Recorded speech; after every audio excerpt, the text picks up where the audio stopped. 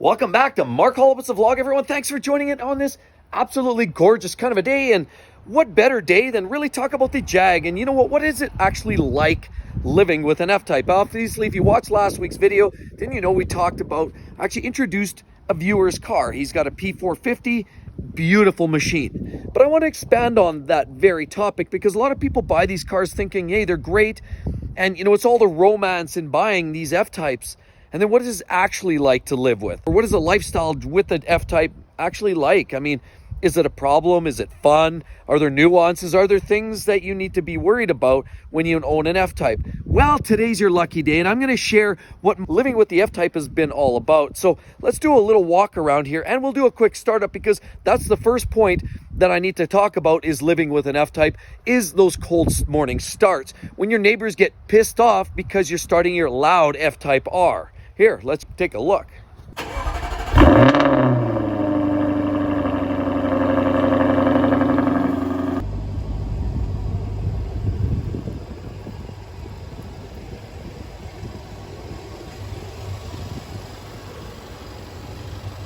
So obviously, that's the first thing I have to point out. When you start this thing up in the morning, that's always been one of those things. Whether I wake up the neighbors over there or whether I wake up the family in the house, get the dogs yowling and the cats screaming, and all of a sudden car alarms are setting off and it gets just ornery.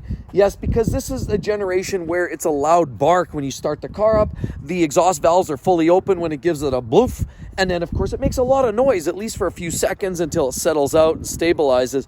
But that noise is something when you're getting up in the morning and heading out at 5, 6 o'clock in the morning, it's annoying to neighbors. Now, for me, I love it. I don't care. Now, we have a rapport with our neighbors. We're not trying to be jerks. They come and go all ends of the night too. So it's really not the worst thing in this situation, but there can be cases where you might pee off your neighbors. And so that's something that is worth mentioning, is just the exhaust note. Now, I want to talk about, you'll notice the short end of this back end of this car. It is absolutely gorgeous. I just can't help but I love the looks of this, the way this car flows. You know, it comes, you've got this big haunches right here and this beautiful look, the wing that comes up. It's a very, very cool look. I mean, look at it from here. Gorgeous. Extremely wide, flat, big hips, gorgeous. But I don't know what it is. I don't know if it's an invitation for clowns in pickup trucks. Every time I'm driving this car, I get some yo-yo actually deciding to tailgate me, to the point where if I'm inside the car and I'm looking out back the rearview mirror, I literally can't even see the guy's bumper that's right on my ass. I don't know what it is. This car seems to invite tailgaters. Now that makes me real nervous because we all know that this is expensive. This is expensive. Of course, this is one big piece, and that's not going to be cheap either.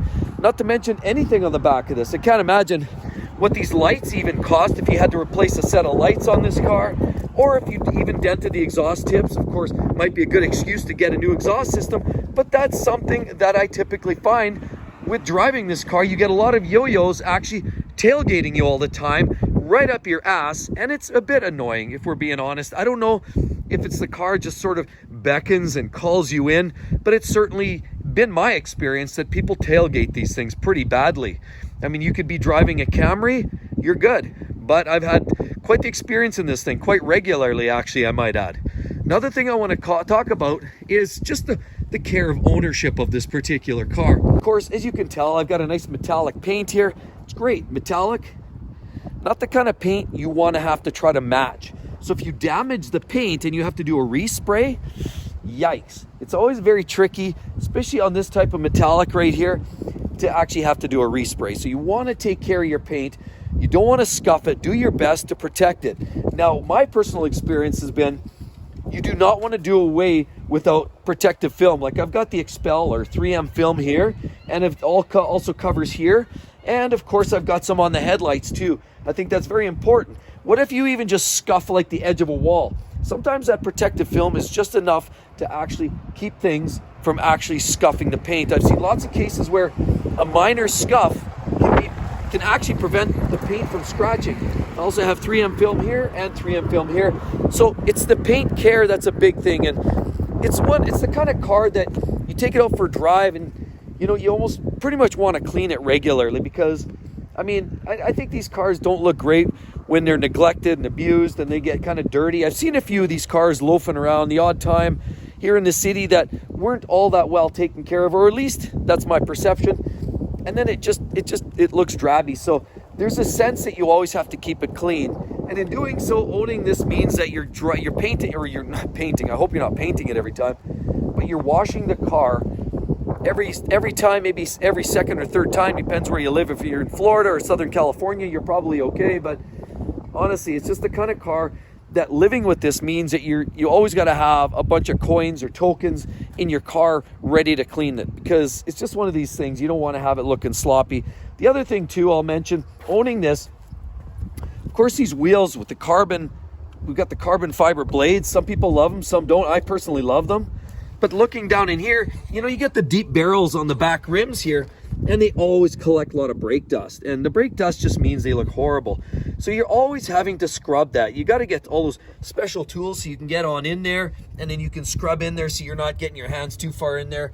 Ideally, you take the wheel off, every once in a while, but that's a lot of work even as well.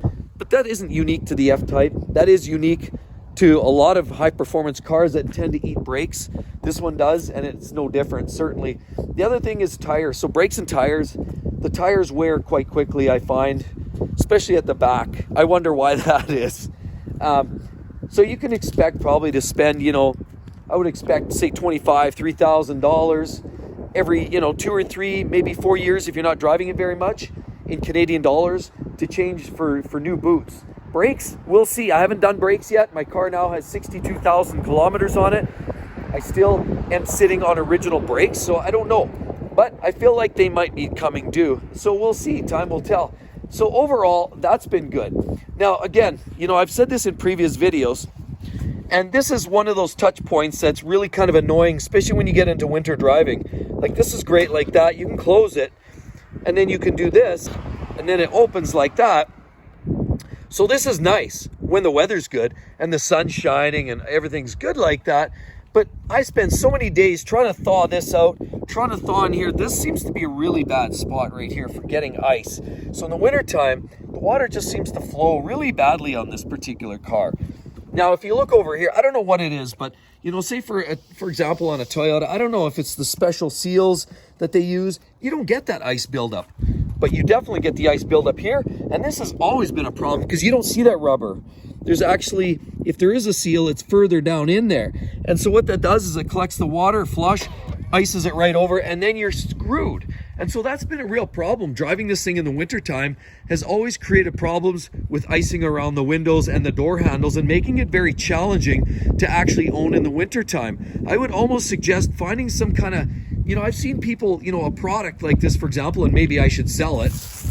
Hey, who knows? Maybe I can patent something, right? Let me know what you think in the comments below. But I've seen products where they can drape it over the top and it drapes over here. Now, they have magnetic ends. I don't know if I like that. Plus, I believe this is aluminum, so it wouldn't stick anyway. So it may not work, that particular product, for the F Type. And even if you had some kind of elasticized hooks that went around the bottom to hold it on, I feel like that's a risk for, damage down there on the rockers. So that's not necessarily the best thing either. The other thing I noticed with this car, owning it for a long period of time, is you can check the oil in the dashboard. Now there is no dipstick under the hood here, so it's almost pointless. Flipping the hood is something you have to do regularly anyway, and I do that just to keep the engine bay clean. I always wash it by hand. After I wash the car, I flip up the hood and I go in there and I wipe everything down by hand. Just because everything gets so dusty under there. I don't know what it is. So let's open this up and let's go inside, take a quick look. Going in here, of course, is always another thing you have to consider. Obviously, with these deep bolsters, which we have in these particular seats, it's something that I always find myself having to get into. I don't just slide across. So getting into this car, it's not like a Lambo. It's not that difficult. It's not necessarily like any of those exotics, but it's the next thing to it. And it's actually a little bit awkward because I try my best to avoid rubbing against the bolster so I can prevent damage on the bolster, because nothing looks worse than a really crinkled up, scuffed up bolster seat. So basically get in like this, and then I climb in and I sort of like flop into the seat, and then I turn my body, but I don't slide across the seat right there. Otherwise that risks damage. In here, this is all very, very good. But I will say, living with this system is kind of junky. It's not the greatest thing for sure. The infotainment system's not great.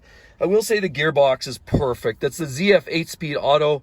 You can put it in a couple different options, swing it over, put it into sport mode. You can shift through paddles, whether you activate it through sport or whether you just start pulling levers. It'll work either way. It's great. Of course, you have your dynamic mode, so you can get all loud and ornery right here. Just by pulling this little lever, you can activate sport mode. It gives you the red displays on the dash or on the gauges. It's great. But I will say, honestly, like after spending some time in that BMW X2, this is a far better car. So far, far better. But I will say the electronics in the BMW are more, I don't know, it's hard to say. They're crisper. They're more responsive. I would even say, obviously, the BMW iDrive systems are much better, and this certainly leaves something to be desired. I know this also has the mood lighting, but what's kind of odd is even when you activate the mood lighting, you can change, it changes certain colors, but there's still parts of the dash that remain that light hue, that light blue color. So it's kind of odd how you can't change all the interior lighting and mood lighting, because some of them do stay more or less that blue or light blue color. So it's kind of an awkward thing anyway. Down here, another thing, I'm just randomly picking off stuff, but something to note, obviously it's kind of a narrow well here. Like, you don't have a lot of room. I mean, you're enough here. I could imagine a third pedal car would be quite tight. This car here is also a little bit tight. I do notice that with this, I've got this floor protector here, and with that, it doesn't leave a lot of space for the gas pedal here. You know, there's not a lot of room to just like, you can't just lay your leg. You're just kind of like, oh, I'm trying to rest, but you can't. You got to either pull it back or you're on it, or you're just constantly on it. So there's not a lot of room. I feel like your right foot feels a little cramped, but hey, it's all worth getting used to, right? It's a thing of beauty, but just something worth noting. I do notice, obviously, steering wheel's beautiful. I mean, the way the car handles and feels is very substantial. So from a driver's perspective, this car is flawless. It's amazing. So I've never, ever really had any hiccups there.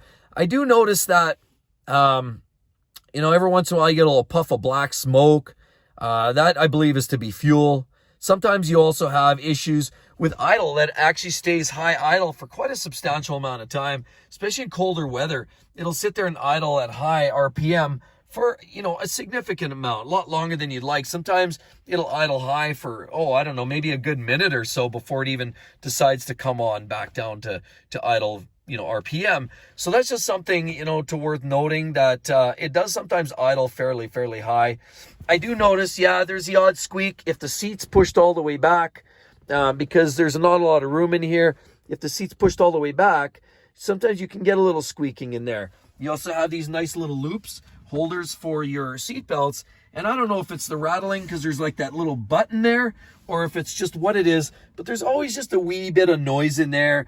Nothing too obnoxious, but something certainly worth noting. Now, over here, let me point out, fit and finish. Like, I have to point this out because I've noticed this since day one. Look, I've got this little beautiful Jaguar finishing here, but look, this little piece of material always wants to do that. It always wants to pop out. So I always got to find myself just giving that a little tuckaroo and push it back under there, because that seems to always just kind of come out every once in a while. Love the embossing here for sure. Great little, holder for what? I don't know. You can't put a magazine, can't really put much of anything. Maybe your wallet. That might be a spot that you can actually put your wallet, because you can't put much else in there. Visibility is pretty good through the back. It's pretty good through the side, but there is certainly that pillar right there that does make it very difficult. And I found that to be very challenging. When you're backing out, or you're trying to look down the road. I'm coming here, I'm backing out on the road, and there's cars coming. And sometimes it's very, very difficult to see. Like if I'm turning, this is literally, I'm looking straight out, and I'm looking, pretend this is my eyes. This is what I'm looking at. If I can lean forward, this is essentially what I'm doing. I'm looking forward, but I still have this massive blind spot here that's very hard to see around. And that's just something worth getting used to, but that's just the way it is. Now, overall, very, very nice interior. So I really have no complaints, and it's wearing very well. Some people complain some of that aluminum trim starts to wear. I don't know. With 62,000 kilometers, this is a 2018. Everything seems to be wearing very, very well. So this car is impeccable. Now, a couple other things worth noting. Of course, you've got a few different ways to open this. You can either open your trunk via your key, like this. And, you know, you've got the little button, so you can either open it right here. You've got that button on the bottom right-hand side. Or there's a button by the driver. Or you can actually flick it down under here. You can reach down here, and there's a little button right there, a little knobby that you can press that, and up it goes like that. Now, I do want to point out, as you can see, that's a little cockeyed here. This never really sits all that square. I don't know why. There's always a little bit of a flip-flop in here. Like even that right there. See right there? Not sure what's going on, but clearly we got something something not quite right in there too. It needs to slide over.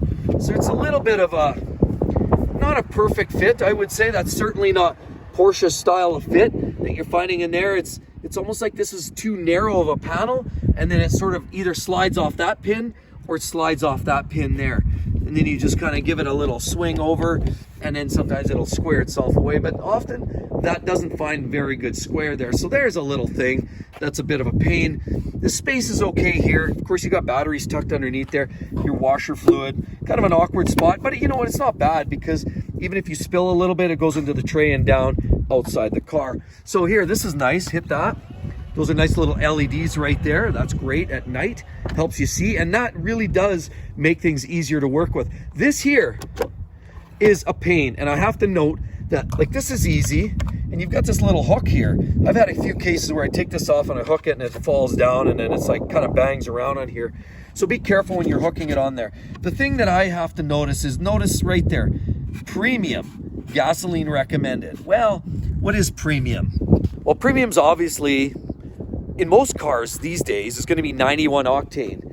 I try to get the best fuel I can, but note that a lot of our garbage fuels these days are alcohol-based fuels, and they'll eat injectors, they'll eat fuel pumps and gaskets and seals. So I try to stay away from that corn-fed crap. Now, I know a lot of you guys say, hey, that's all we have in our areas. I get it. That's what these local government mandates are clamping down and making more farmers pump the corn fuel into our vehicles. And I'm not loving it. I try to do everything in my power to stay away from as much of that corn-fed fuel as I can. The thing I notice about the fueling in this thing, it's a small tank. You literally go for what it feels like, 3 or 4 quick drives around the city. Next thing you know, you got to fill it up. It's not, A, it's not good on gas, but B, even worse, it's actually got a relatively small fuel tank, which I find kind of doubles and compounds the issue, because now you're having to literally fill this up like so regularly. And to me, that's a little bit of a pain. I'd rather deal with a much bigger fuel tank. Maybe 100 liters would be super, because it is a bit thirsty. 100 liters would be great. This would be an amazing long distance cruiser.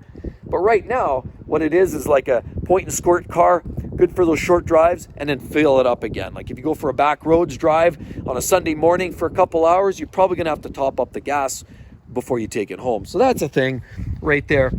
Just worth mentioning. It's a small fuel tank right there. Close that up. Another thing with these cars is the TPM. That's right, the tires, it's the tire pressure monitoring. And I don't know what it is. On my right-hand side here, I'm always going low, but obviously there's either a bad seal, it could be a bad bead seal, or it could be a bad valve stem seal, or it could be just maybe a hole in the tire, I don't know. But I don't think there's any nails. I've had them checked out. There's no nails, but they have a very, very slow leak. And I mean, when I say slow, I'm talking probably in the course of, maybe 1 to 2 months, I'm all of a sudden down from 2.4 bar to 2.2 bar. So it drops 0.1, 0.2 bar, possibly within that time frame. So within a month or two. So it's a very, very slow leak. I don't know why. Anyway, it's just always kind of been like that. So I top it up, but I do find the tire pressure monitoring system a little bit sensitive. I guess that's what you want. You don't want to be driving around on flat tires. So that's just something that I observed with these particular cars. So another thing, people sometimes complain about fit and finish, and personally, my experience, what's that been like with fit and finish? Well, pretty good, but there's been a few things that I clearly find, like I said, that piece of material that pops out of the seat back there. Another thing is down here, look at the brake calipers right there. Why is that fading away like that? I've actually got that exposed metal on the caliper right now that's unpainted. I've never really abused that. I don't use harsh chemicals, but I know a lot of people comment that that's a typical issue, and you may actually have to get that repainted. Now, on the front, on the other hand, it's actually perfect. It's just a little dirty, but the calipers are a little different. They're different, must be a different material, and certainly maybe a different paint, but I would say it's a different type of caliper and certainly a much better quality than you're finding at the back of these cars. Another one which I mentioned on that last video was fit and finish of panels. Now it's pretty good over here, but I can't help but show you when you get to this side here, my panel gap is weird. I've got this little space there, and I've also got some extra odd spaces down on the side here like that. And as you look down there, you'll notice as well, it kind of offsets a little bit. It's not perfectly square. So that's something that you can also be aware of. And it doesn't matter what you do try to adjust it. I would recommend just leave it alone. The key is just how you close the trunk. That's a big part of trying to keep that as square as possible. And closing the trunk closing the lid essentially by putting one hand there and one hand there, and basically closing it as one foul swoop like that keeps it as square as possible. Now there's another little thing that I've noticed, and as you look right here, you know, my wheels are turned. Often when I'm leaving to take off, I'll back the car out this way and I'll go zooming. So when I'm turning the wheels like they're positioned right now, sometimes if I go full lock and I'm backing the car down the driveway and I'm coming down this way and I've got it full lock and I'm turning, all of a sudden you hear a little clunking noise. And I think there's a little front differential noise with these cars as you go closer to full lock, and it's fighting itself. Probably a limited slip of some type or what have you, but there's certainly a little bit of a clunky noise. Like it's usually a once clunk and it's done, but there's a little bit of that front end noise that you get, just a once clunk. It's not really aggressive, it's not scary sounding, but there's a significant clunk noise that you hear it once and done. So that's something worth noting. Also notice on the front end, of course, we have tires.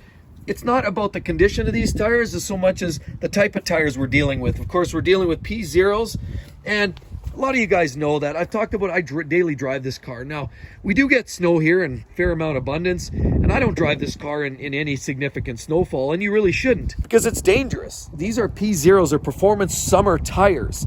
So if the roads are absolutely scraped to the bottom and I got to go for a spin around the block, maybe get some gas, I'll do that. I am currently looking for winter skins, and I know a lot of you guys have actually reached out to me, asked me what are the best wheel options for winter driving.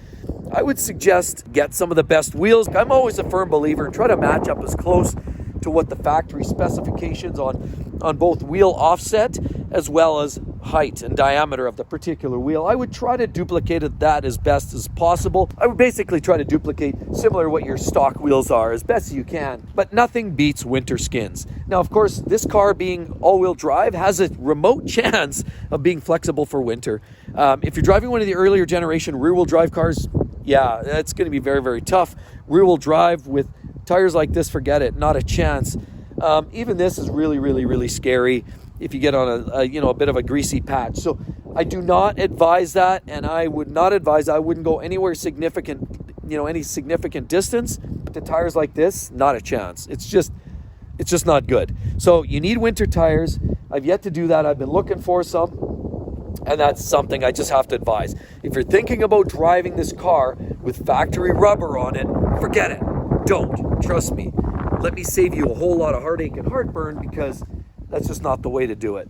Other than that, so besides that, I have to point out one more thing. And a lot of people talk about reliability issues, some of the differential. You got to make sure you change that fluid very frequently. And I've done mine as well. So if there's one thing I can comment, I pay probably about $2,000 a year for insurance. I'm probably paying about $120 a fill up for fuel just because of the premium fuel. So those are significant costs. Tires are pricey at about $2,500 to $3,000 for a set of skins. Brakes are going to be similar like that. I know oil changes, I'm paying at least $500 when I take it in for an oil service, which is typically once a year. That's going to cost you at least $500 to $1,000 depending, because there's usually a mixture of different servicing in there. But there's one thing related to that differential which you guys all have to be aware of. And I know people have mentioned, hey, I've got this black stain on my driveway. And I'm panicked about it. I'm scared about it. Well, let me reassure you that in most cases, it's just this. This is what I have too. I have, just like you guys. Look at this. Ooh, that's carbon. That's not oil. That, in fact, is what's dripping out of the exhaust. So the condensation, the excess fuel that flows through the car causes this drippage. And the muffler, or the exhaust system, there are some weep holes there. drips that puke on the ground. And so a lot of people mistake that for oil. And it's not actually, in most cases, it's not your rear differential leaking, although that is a high potential failure point too, is to make sure that you keep fresh oil in the rear differential as well. In most cases, that's just your exhaust weeping out. So be sure, if you're worried about that being a real problem, get under there, make sure there's not oil pouring directly off of your differential. Also give it a feel. You'll know it feels oily. That black stain there was not oily. It's very chalky and carbon feeling. So then you know that's more based on the exhaust than the fuel, and that's quite typical. Not normal per se, but typical. So then people have also commented that they don't believe these are truly daily cars. And you know what? I've proven the fact that they truly can be daily cars. Just got to make sure you got the right tires under there, put your paint protection film, keep it clean, keep it maintained, and you're good to go. Now, with that said, 62,000 kilometers. I've seen people with over 100,000, 150,000 kilometers on an F Type. And I truly believe if you take care of it, keep an eye, stay ahead of the leaks and the problems, you too can have a car that can run a long distance. But it's not to be unexpected. I mean, you're driving a Beamer, an Audi, or a Benz, or any of these premium luxury cars, you're not going to have a lifespan that you would out of, say, like a Toyota like this. So at the end of the day, my experience has been good. With the mileage I've got on, it's been amazing. This car is amazing. It starts every time. It's clean. It's strong. It's fun. It sounds great. Never misses a beat. And quite frankly, the almost 3 years I've had it now has been amazing. So that's my experience. That's what it's like living with this F Type. And I hope I helped you kind of think about some of the little nuances that I've been dealing with and some of the typical problems or lack thereof. And just, hey, if you've been thinking about it, this is your last year. 2024 has been announced officially the last year. There might be a special edition version of the F Type, but literally there will be no more. And it's either this or a Tesla. You decide. I know which one I'd rather have in my garage. And with all that said, everyone, I really hope to see each and every one of you on the next video. Can't wait to see you then. Love to hear your thoughts on this video down below and share with your friends. We'll see you on the next one. Bye-bye.